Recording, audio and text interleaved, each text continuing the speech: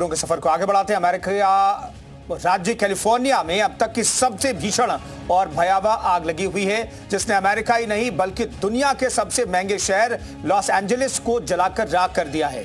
जंगल की आग ने लॉस एंजलिस में ऐसा तांडव मचाया जिसके चलते यह अमेरिकी शहर लाक्षागृह में तब्दील हो गया है और अब तो इस वाइल्ड फायर की तुलना परमाणु प्रलय से होने लगी है। आखिर क्यों, आइए आपको दिखाते हैं।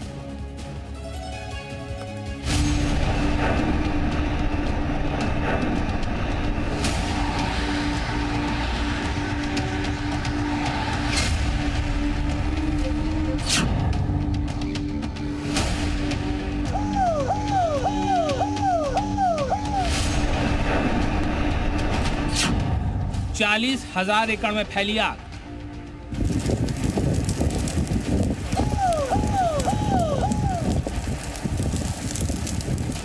उनतीस 30,000 एकड़ का इलाका राख।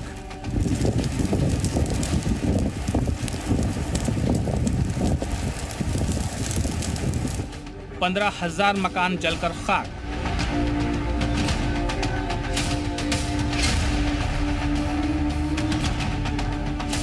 दस 10,000 इमारतें आगजनी में तबाह।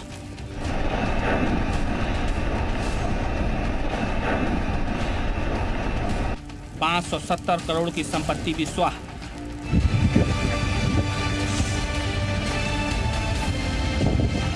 बीते 100 घंटों से सुपर पावर अमेरिका का एक राज्य धधक रहा है। आग की भयावह लपटों में सुलग रहा है। ऐसा लग रहा है मानो आसमान से आग बरस रही हो। और इसी भयावह आग ने अमेरिकी स्टेट कैलिफोर्निया के काफी बड़े हिस्से को अपनी चपेट में ले रखा है।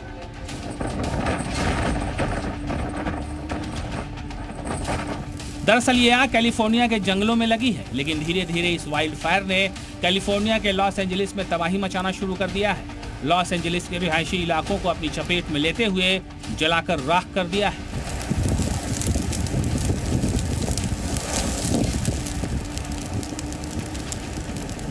यूएस मीडिया रिपोर्ट की माने तो यह कैलिफोर्निया में अब तक की सबसे बड़ी आग है। यकीन मानिए, इस अग्निकांड में अब तक 10 लोगों की मौत हो चुकी है।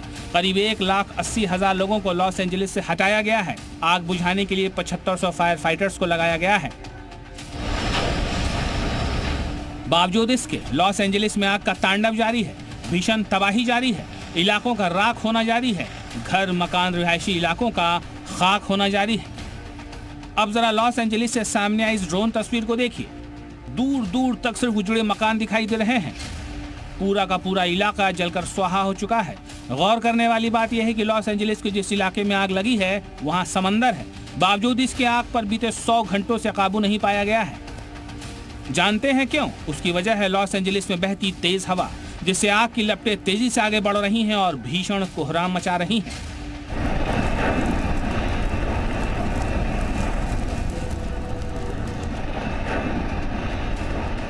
मौजूदा वक्त में कैलिफोर्निया का लॉस एंजलिस एक ऐसा लाक्षागृह बन चुका है जिसकी तबाही हूबहू किसी परमाणु प्रलय जैसी है, और यह दावा लॉस एंजलिस काउंटी के शेरिफ ने खुद किया है।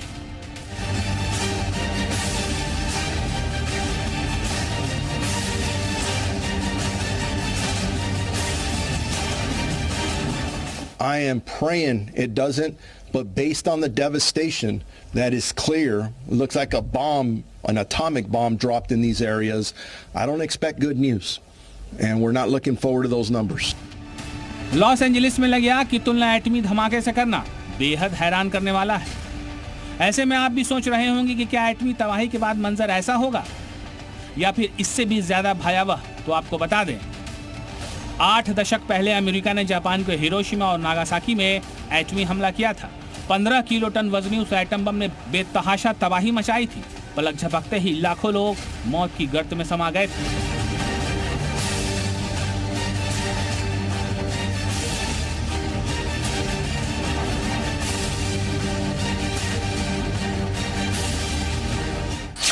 छह अगस्त 1945 को जापान के हिरोशिमा पर पहला बम गिरा।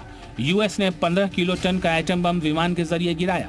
हमले में हिरोशिमा में करीब 1.25 लाख लोगों की मौत हुई थी। जापान के नागासाकी शहर पर दूसरा एटम बम दागा गया। नागासाकी पर गिरा एटम बम हिरोशिमा से भी ज्यादा ताकतवर था। धमाके में करीब 80,000 लोगों की मौत नागासाकी में हुई।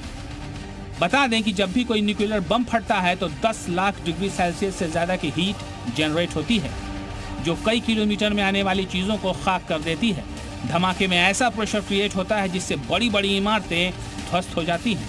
न्यूक्लियर बम जब धरती पर गिरता है तो धमाके के साथ धुएं का गुबार उठता है जो मशरूम की तरह दिखता है, इसलिए इसे मशरूम क्लाउड कहते हैं। और जब यह गुबार फैलता है तब सैकड़ों किलोमीटर तक इसका घातक असर होता है। इसकी ऊंचाई एवरेस्ट की चोटी के बराबर भी हो सकती है और एटमी धमाके के बाद निकला रेडिएशन तो इतना ज्यादा जानलेवा है, इसका असर दशकों तक फैलता है।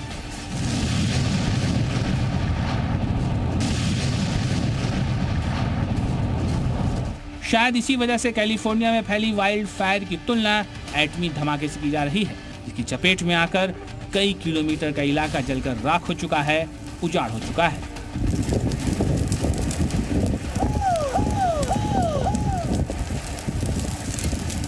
ब्यूरो रिपोर्ट, जी मीडिया।